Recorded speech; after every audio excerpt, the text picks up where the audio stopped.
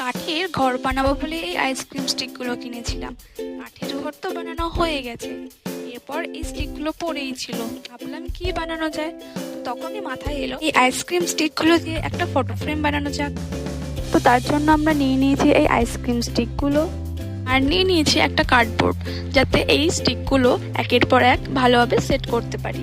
এরপর হাত দিয়ে স্টিকগুলোকে সাজিয়ে নিলাম।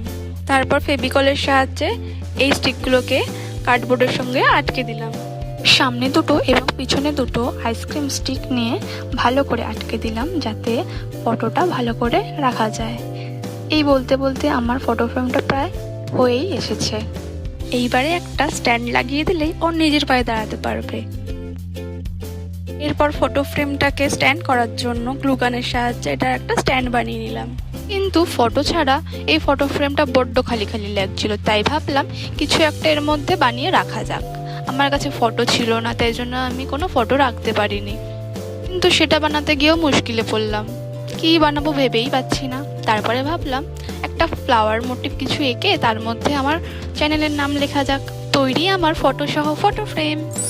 জানাতে ভুলো না ভিডিওটা কেমন লাগলো। টাটা।